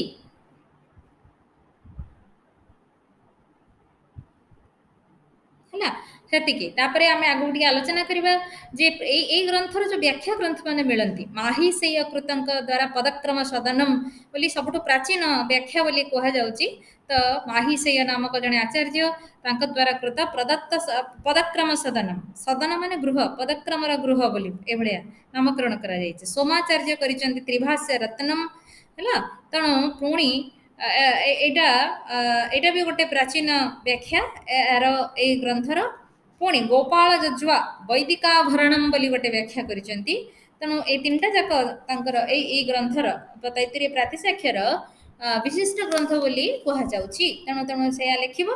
ମାହିଶେୟ କୃତମ ଲେଖ, ମାହିଶେୟ କୃତମ, माहिषेय कृतम, माहिष मूर्धन्यश, माहिषेय कृतम पदक्रम सदनम, पदक्रम सदनम ହେଲା। माहिषेय कृतम करे रोकड़ा छड़ी गली पिला माने माहिषेय सदनम सोमाचार्य कृतम, सोमाचार्य कृतम द्विभाष्य रत्नम, द्विभाष्य रत्नम, त्रिभाष्य रत्नम गोपाल जज्वा विरचितम, गोपाल जज्वा विरचितम, विरचितम वैदिकाभरणम, वैदिकाभरणम एठी भरणम म हलन्त हब अस्य प्रातिसाक्ष्यस्य, अस्य प्रातिसाक्ष्यस्य प्रसिद्धाः भाष्यग्रन्थाः, प्रसिद्धाः भाष्यग्रन्थाः इति, भाष्यग्रन्थाः इति ହେଲା। ଏଇ ମାନେ ହଉଛନ୍ତି यार प्रसिद्ध भाष्य ग्रंथ ବୋଲି କୁହାଗଲା। ତାପରେ ସାମବେଦର ପ୍ରତିସାକ୍ଷ୍ୟ ତୁମକୁ କହିଥିଲି। ସାମଦେବଙ୍କର ସାମବେଦର ପ୍ରତିସାକ୍ଷ୍ୟ ପୁଷ୍ପ ମାନେ ପୁଷ୍ପ ସୂତ୍ରମ ଅଛି, ରୁକ୍ ତନ୍ତ୍ରମ ଅଛି, ଦିଟା ଅଛି। ପୁଷ୍ପ ସୂତ୍ରମ, ରୁକ୍ ତନ୍ତ୍ରମ ଏଇଭଳି ଦିଟା ପ୍ରତିସାକ୍ଷ୍ୟ ଗ୍ରନ୍ଥ ରହିଛି। ତେଣୁ ସେୟା ଲେଖିବା। सामवेद प्रातिसाख्यम, सामवेदस्य, सामवेदस्य प्रातिसाख्यम, सामवेदस्य प्रातिसाख्यम करे हला पुष्पसूत्रम,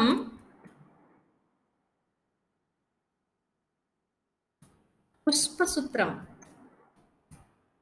पुष्पसूत्र विषय पुष्प नामक ऋषि द्वारा प्रणीत होइतरे ग्रंथर नाम पुष्पसूत्रम बोली कहा जाउची। एथिरे 10 प्रपाठक अछि। 10 प्रपाठक विषय वस्तु सामगान विषय निश्चित भाव में चर्चा हम, कारण सामवेद गान माने मंत्र गानर वेद, स्तोम गानर वेद। तो गान उपयोगी सामग्री मानकर विशद वर्णना एथिरे देखा मिले। हाँ, आ उपरे ए ग्रंथ उपरे विशद विवरणी दिया जाएनि। प्रति अध्याय अनुसार जो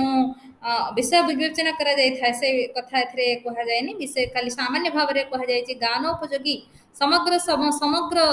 सामग्री जिते कथा अच्छी गान विषय रे, साम गान विषय रे से सबूर कथा एथिरे वर्णना करा जायछि बोली। बेय गान, अरण्य गान, उह गान, उह्य गान इत्यादि इत्यादि जहाँ जहाँ सब कथा अच्छी सेमिति यार सर्व पुरातन व्याख्या होछि यार अजातशत्रुकृत भाष्य बोली कुहाଯାଇଛି। ଏବଂ ହରଦତ୍ତଙ୍କ ରଚିତ ସେଟା ତ ପ୍ରାଚୀନ କିନ୍ତୁ ସବୁଠୁ ପ୍ରସିଦ୍ଧ ହେଉଛି ହରଦତ୍ତ ରଚିତ ସାମବେଦୀୟ ସର୍ବାନୁକ୍ରମଣୀ। ଏଇ ପୁଷ୍ପସୂତ୍ର ଉପରେ ହେଉଛି ସର୍ବାନୁକ୍ରମଣୀଟା। ତ ଫୁଲ୍ଲ ସୂତ୍ର ବୋଲି यार ଅନ୍ୟ ଏକ ନାଁ। ହଁ, ଆର ରଚୟିତା ପୁଣି ବରରୁଚି ବୋଲି କୁହାଯାଇଛି ପୁଣି କୋଟି କୋଟି, ମାନେ କାତ୍ୟାୟନକୁ ବହୁତ ଶ୍ରେୟ ଦିଆଯାଉଛି। ଆଉ ଅଜାତଶତ୍ରୁଙ୍କର ଯେଉଁ ଭାଷ୍ୟ ଦେଖାଇବାକୁ ମିଳେ, ଅଜାତଶତ୍ରୁଙ୍କର ଭାଷ୍ୟ ଏହା ହିଁ ଏ ଗ୍ରନ୍ଥର ପ୍ରାମାଣିକ ଭାଷ୍ୟ। ଏ ବିଷୟରେ ଏତିକି ହିଁ କହିବାକୁ ମିଳୁଛି, ଅନ୍ୟ କିଛି ମିଳୁନାହିଁ। ତେଣୁ ସେ ଲେଖ ପିଲେ पुष्प ऋषि प्रणीतम पुष्पसूत्रम, पुष्प ऋषि प्रणीतम पुष्पसूत्रम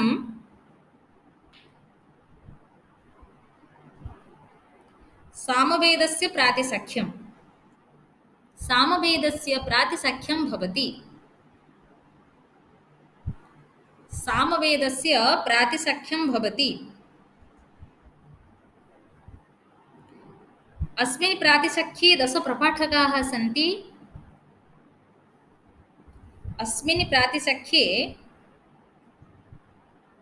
10 प्रपाठकाः सन्ति।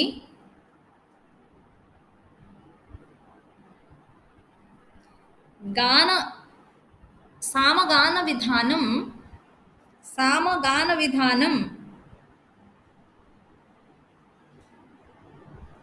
अस्य ग्रन्थस्य मुख्यविषयः। सामगानविधानम् अस्य ग्रन्थस्य मुख्यविषयः।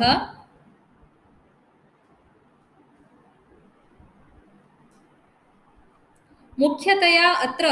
बेयगानं मुख्यतया अत्र वेय होची ब नुहे व यर अंतस्थ व वेयगानं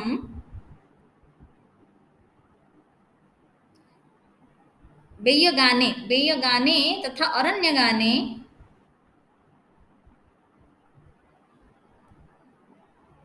प्रयुक्तानां मंत्राणां ऊहनम ऊटा दीर्घोकार ऊहनम में अन्य मंत्र केमती प्रयोग हब ऊहनम अन्य मंत्रेषु कथं भवति इति विषये चर्चा दृश्यते। ऊहनं कथं भवति इति विषये चर्चा दृश्यते।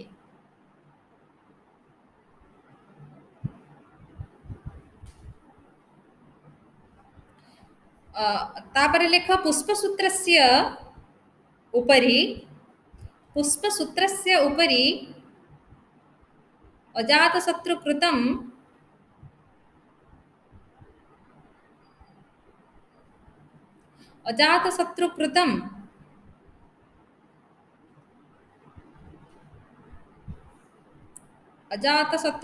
भाष्यं प्रसिद्धमस्ति।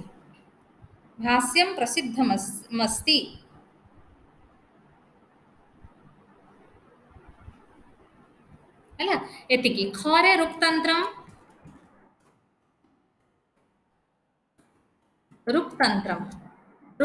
ମଧ୍ୟ ସାମବେଦର ଗୋଟେ ପ୍ରତିସାକ୍ଷ୍ୟ। ଏହା କୌତୁମ ଶାଖାର ପ୍ରତିସାକ୍ଷ୍ୟ ବୋଲି କୁହାଯାଉଛି। ହେଲା ତିନିଟା ହବା କଥା କିନ୍ତୁ ଦିଟା ମିଳୁଛି। पुष्पसूत्रम मिलुची जैमिनींकर ହେଇଥାଇପାରେ ତାହା କହା ତ ଯାଇନି। ରୁକ୍ତନ୍ତ୍ରମଟା କୌଥୁମ ଶାଖା ବିଷୟରେ ରାଣାୟନୀୟ ବିଷୟରେ स्पष्ट करा जायनी जे पुष्पसूत्रमटा कहार बोलिकिना। रुक्तंत्र को व्याकरण ग्रंथ भाव में पिले ग्रहण करा जायछि। हला रुक्तंत्र गोटे व्याकरण ग्रंथ। हाँ शाकटायन रचना करिसेंती। शाकटायन जने व्याकरण शाकटायन का नाम निरुक्तर भी मिलुची। हाँ तेणु एठी कथा को जास्क तांग ना नैचंती। जास्क निरुक्तर तो तांग ना नैचंती। पाणिनि अष्टाध्यायी भी शाकटायन का ना नैचंती पिले ହେଲା। ତେଣୁ ସାକଟ ଏଇଟା ଗୋଟେ ପ୍ରସିଦ୍ଧ ଗ୍ରନ୍ଥ। ବେଶୀ ପୁଷ୍ପସୂତ୍ର ଅପେକ୍ଷା ରୁକ୍ତନ୍ତ୍ର ବେଶୀ ପ୍ରସିଦ୍ଧ ସାମବେଦ ପାଇଁକା। ତ ଏଥିରେ ସେଇ ସାମଗାନ ବିଷୟରେ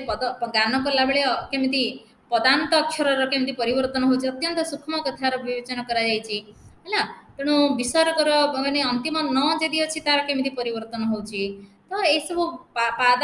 ପାଦାନ୍ତ ହଁ ପାଦର ଆରମ୍ଭ କେମିତି ହବ ସାମଗାନ ବେଳେ ଏସବୁ କଥାକୁ ଅତ୍ୟନ୍ତ ବିଶଦ ଭାବରେ ଏବଂ ସୂକ୍ଷ୍ମ ଭାବରେ ରୁକ୍ତନ୍ତ୍ରରେ ବ୍ୟବହାର କରାଯାଇଅଛି ମାନେ ବ୍ୟାଖ୍ୟା କରାଯାଇଅଛି। हाँ एतिकी कथा आमे कहिबा। रूपतंत्र रचयिता मानक विषय मतभेद तो देखा जाउची। तबे शाकटायनकर ଏହା ବୋଲି सर्वसम्मत क्रम सर्वसम्मत नहीं माने मात्राधिक मात्रा रे ଏହା शाकटायनकर ବୋଲି आमे जानि थांती। एथिरे एया ही कुहा हैची हैला। तेणु से लेख रुक्तंत्रम कौथुम शाखायाः प्रातिसाख्यम। रुक्तंत्रम कौथुम शाखायाः प्रातिसाख्यम। रुक्तंत्रम कौथुम शाखायाः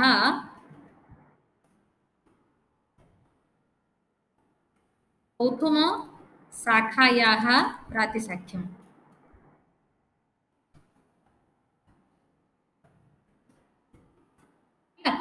तापरे तो अत्र ऋक्तन्त्रं ऋक्तन्त्रं व्याकरणग्रन्थः इति ग्रंथान्ते माने ग्रंथ शेष जो लिखाई था ना कोलोफोन कहते पुष्पिका कहती से कहुई गोटे व्याकरण ग्रंथ बोली तो ऋक्तंत्रम एक व्याकरण ग्रंथः इति एकः व्याकरण ग्रंथः इति पुष्पिकायाम् अन्ते उच्यते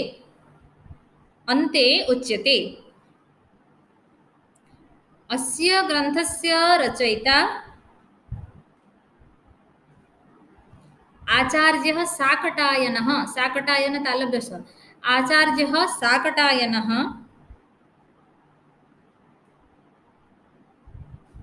व्याकरणस्य पारिभाषिकशब्दानां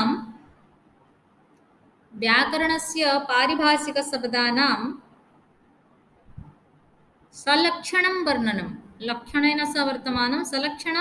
सलक्षणं वर्णनम् अत्र वर्तते सलक्षणं वर्णनम् अत्र वर्तते सामगानकाले पदान्ताक्षराणां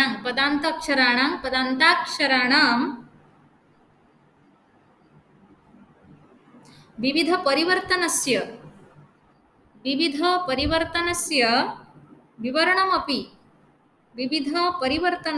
विवरणम् अपि वर्णितमस्ति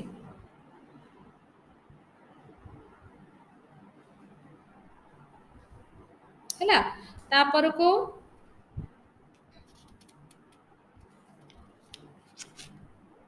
ऋक्तंत्रे पारिभाषिक संज्ञाः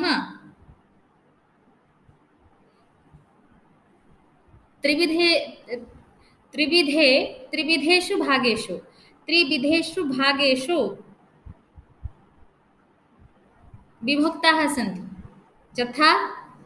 विभक्ताः सन्ति यथा कृत्रिम पारिभाषिक संज्ञा गोटे शब्द हम ना हाइफेन मझे दब दीटा पद मान भितर कृत्रिम पारिभाषिक संज्ञा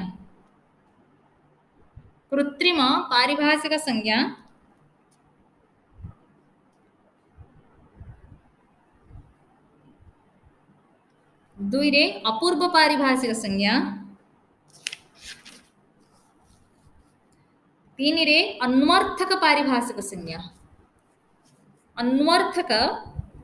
पारिभाषिक संज्ञा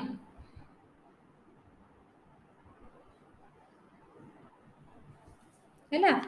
गला तापर सरिला सेतिकी अथर्व प्रतिसाक्ष्य पढ़ी की एठा आज रखिबा अथर्व प्रातिसाख्यम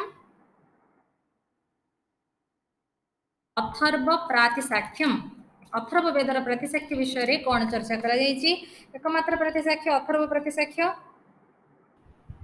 किंतु सौनकक्र चतुराध्यायिका गोटे अच्छी ताको अथर्व प्रतिसाक्ष्य भितर मध्य निया जाउछि सेठी जंती निया हेछि सौनकस्य चतुराध्यायिका ताको प्रतिसाक्ष्य भितर को काउंट करा होछि सौनकस्य चतुराध्यायिका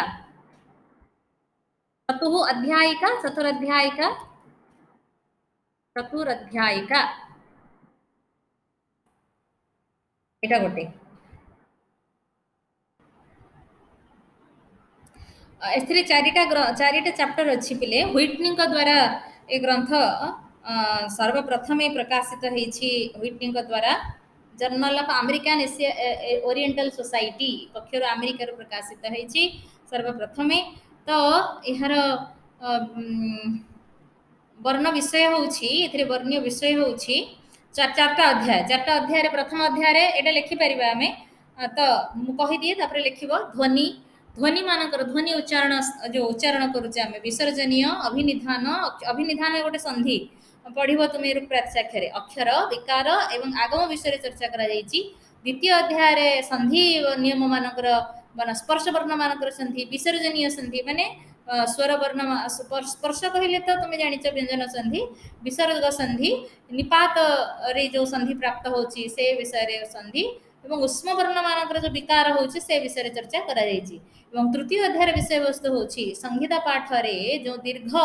शब्द सब रहिछि दीर्घत्व विधान करा जाउछि आमे छांदस दीर्घ बोली कहि दउचे द्वित्व दीदी थर गोटे उच्चारण होची स्वर संधि मानकर स्वरित संधि कथा এই তৃতীয় অধ্যায়ের বিবেচনা হয়েছি এবং চতুর্দশ অধ্যায়ে অবগ্রহ প্রগৃহ্য প্রগৃহ্য মু কহিবি তুমকু রূপরেখাক্ষের ଅଛି আমন্ত্রিত যহ প্রগৃহ্য সেটি সূত্র কুହା ହେଇଛି ତ ଅବଗ୍ରହ ପ୍ରଗୃହ୍ୟ କ୍ରମ ପାଠ ଇତ୍ୟାଦିର ନିରୂପଣ ମଧ୍ୟ କରାଯାଇଛି ତେଣୁ ସେ ଲେଖ ସୌନକସ୍ୟ ଚତୁରଧ୍ୟାୟିକା ଚାରିଟା ଅଧ୍ୟାୟ ଅଛି ତେଣୁ ଆନା ଚତୁରଧ୍ୟାୟିକା ହେଲା ସୌନକସ୍ୟ ଚତୁରଧ୍ୟାୟିକା नामानुसारम चतुरध्याय विशिष्टा चतुरध्याय विशिष्टा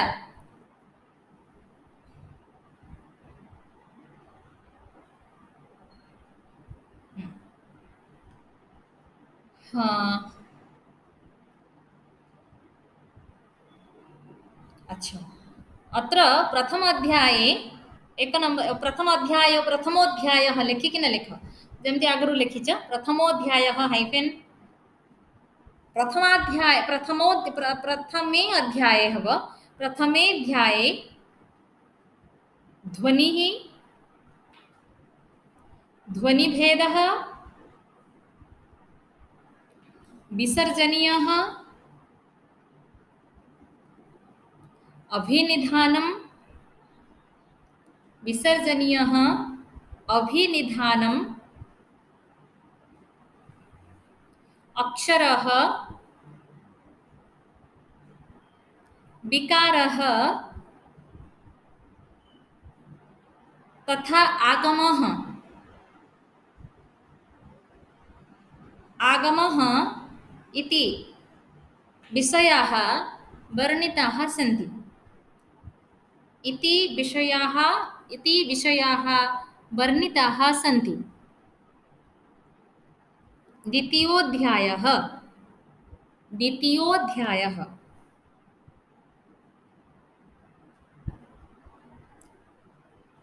सन्धिनियमाः वर्णिताः सन्ति अत्र सन्धिनियमाः वर्णिताः सन्ति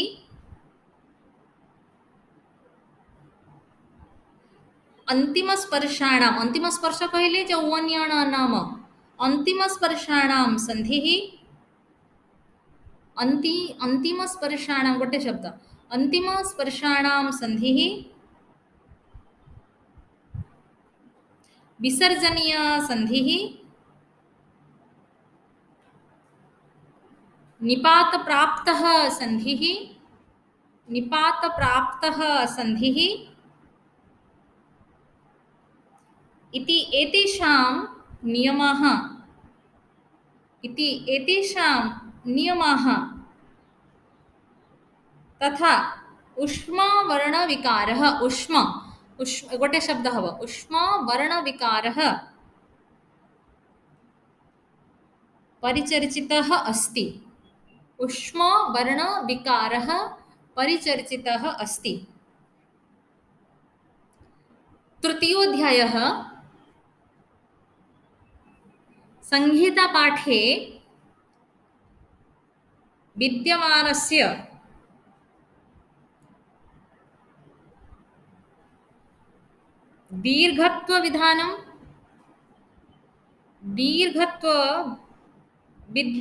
विद्यमानस्य दीर्घत्वविधानस्य द्वित्व माने द्विथर उच्चारण जो द्वित्व तारे वो फल हर्षै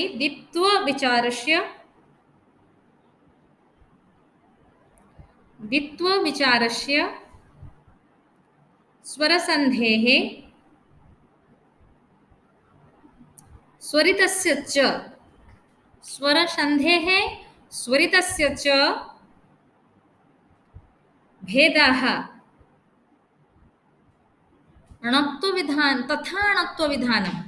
तथा अणत्वविधानं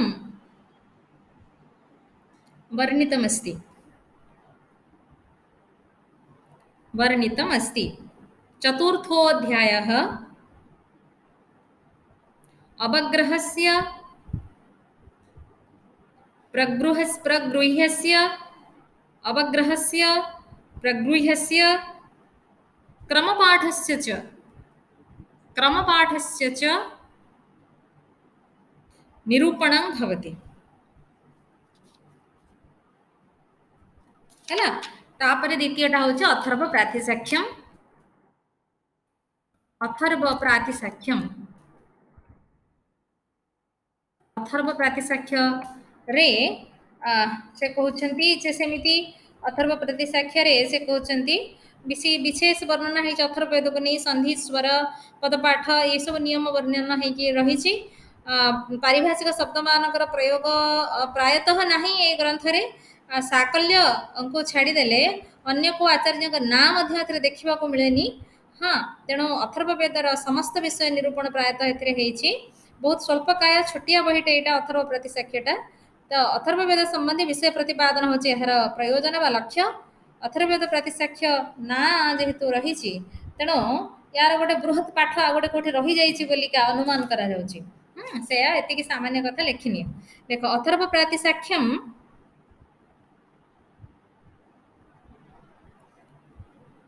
अथर्व वेद संबंधितस्य गोटे शब्द हम अथर्व वेदेन संबंधितस्य भी अलगा करि पार अथर्व वेद संबंधितस्य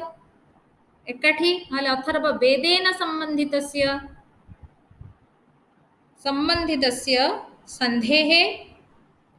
स्वरस्य पदपाठस्य संधेः स्वरस्य पदपाठस्य च नियमाः वर्णिताः सन्ति।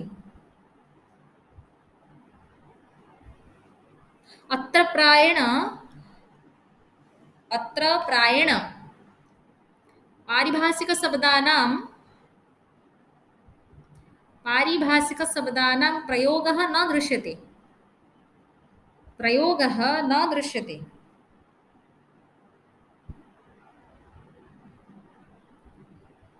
अत्र केवलम् आचार्यस्य साकल्यस्य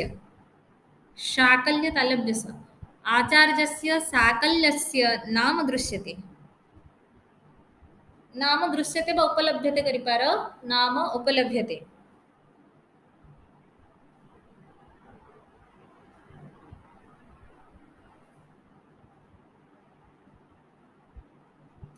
स्वल्पकायः अयं ग्रन्थः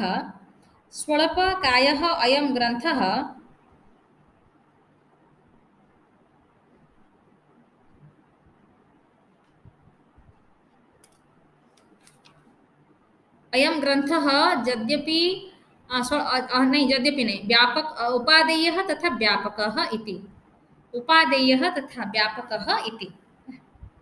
हैला। आज सेतिकी थाओ तापरे से शिक्षा ग्रंथ मानकर सब गोटी गोटी करिकी कहउछन्ते। शिक्षा ग्रंथ मानक आमे गोटी गोटी करिकी जानि देले भलो पर क्लास रे आसंता काली क्लास रे म कहि देबी। तेणु